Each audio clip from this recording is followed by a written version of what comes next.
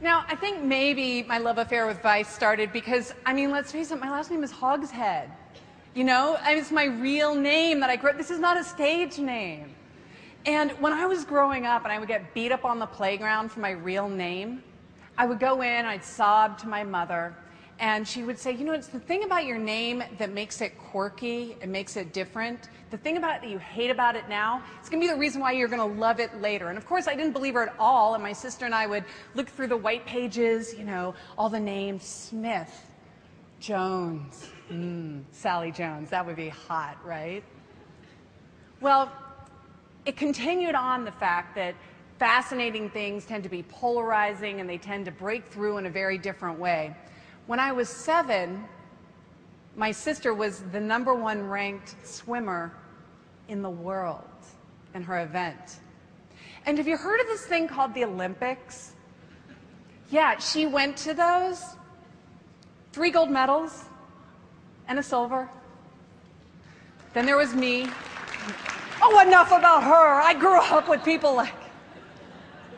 No, I'm proud, really. My brother, the same year, he went to Harvard. And I was the baby by 10 years. I mean, can you imagine what this was like? Trying to break through this kind of cluttered environment? I promise, you have no marketing problem that's as difficult as what I was facing when I was 7.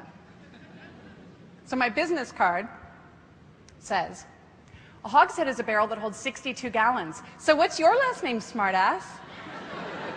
My first book was all about being radical. It was named Radical Careering. And one of the coolest things about writing a book is that you get these reviews on places like Amazon. There's this one review that I really loved. Can I read it to you?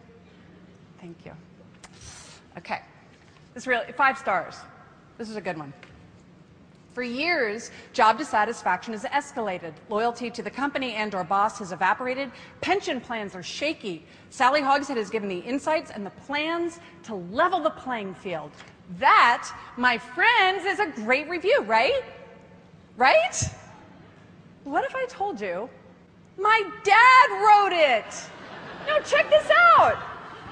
Not only did my dad write the review and post his real name, but then he writes under the real name part, just in case you didn't get it, like his name's Hogshead, her name's Hogshead, how does this happen? Then he writes very proud dad. And that made up for the whole little Olympics thing, the little Harvard thing, that got me back in action.